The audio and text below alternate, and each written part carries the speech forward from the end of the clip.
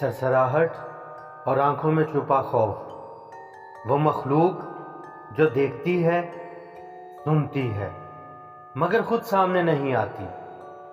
ایک ایسی دنیا جو رات کے اندھیروں میں آباد ہوتی ہے۔ اللہ اکبر! ایک اندیکھی مخلوق کی تلاش میں آپ کے لیے لایا ہوں پھر سے ایک خوفناک واقعہ، آپ کے اپنے یوٹیوب چینل ابو وحید سٹوریز آفیشیل پر۔ سارا شہر سے دور گاؤں کی رہنے والی تھی۔ وہ جوان اور خوبصورت تھی۔ ماں باپ کو اب سارا کی شادی کی فکر ستا رہی تھی، مگر سارا کسی کے عشق میں گرفتار آنے والے حادثے سے بے خبر تھی۔ وہ کہاں سے آتا تھا، کہاں کو جاتا تھا، سارا کچھ نہیں جانتی تھی۔ اسے بس ہر دن کنویں پر پانی بھرتے اس چہرے کا انتظار رہتا تھا۔ سارا کا ہر روز کنویں پر پانی بھرنے جانا اس کے گھر والوں کو بھی محسوس ہونا شروع ہو چکا تھا۔ سارا کی امی نے سارا کے بابا سے چھپا کر سارا کو اشاروں میں سمجھانا شروع کیا، مگر سارا بہت آگے نکل چکی تھی۔ وہ کھوئی کھوئی سی رہنے لگی۔ سارا کی ماما نے تنگ آ کر سارا کا پانی بھرنے جانا بند کر دیا تھا اور خود ڈول اٹھائے کنویں کی طرف چل پڑی۔ شام ہو رہی تھی۔ وہ جیسے ہی کنویں پر گئی اور پانی لینے کے لیے ڈول کنویں کے اندر پھینکا تو بڑا عجیب منظر دیکھا۔ کنویں کے اندر سے آگ کے شعلے نکل رہے تھے۔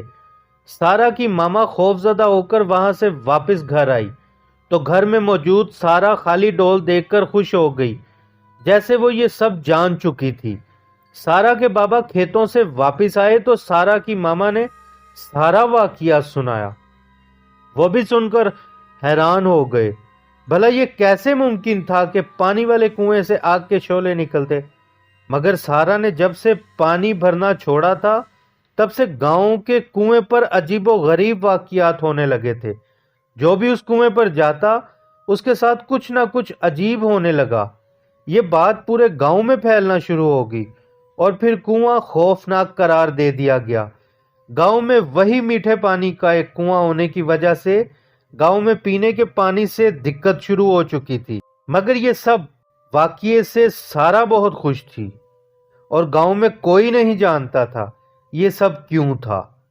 لوگوں کو پانی لینے کے لیے دوسرے گاؤں جانا پڑتا۔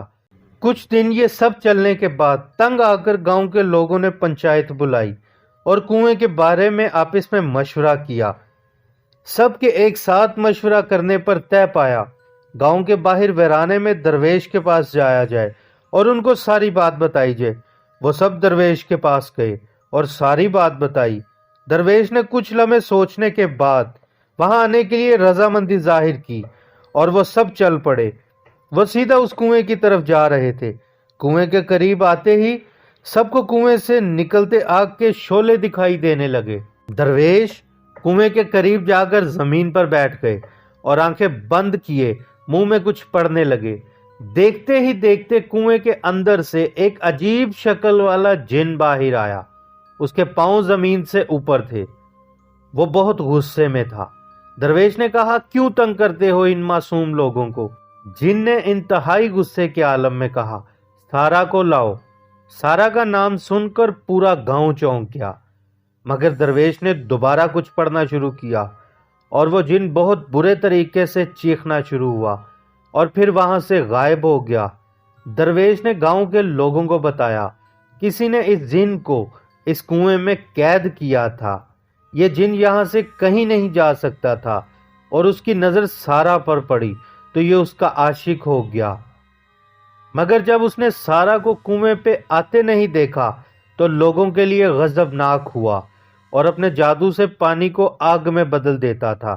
درویش نے سارا سے ملنے کا کہا اور پھر اس پر بھی دم کیے اور فوراً اس کی شادی کرنے کا کہا، کیونکہ وہ خود نہیں جانتی تھی وہ کس تکلیف دہ عمل سے گزری تھی۔ سارا کی شادی دوسرے گاؤں کر دی گئی۔ لوگوں کا ڈر آہستہ آہستہ کنویں سے کم ہوتا گیا۔ زندگی معمول پر آ چکی تھی۔ حادثے زندگی کے ساتھ جڑے ہوئے ہیں۔ اپنا اور اپنے پیاروں کا بہت خیال رکھیں۔ سبسکرائب کر کے میرے ساتھ جڑ جائیں۔ ملتے ہیں کسی ایسے ہی واقعے کے ساتھ اگلی ویڈیو میں۔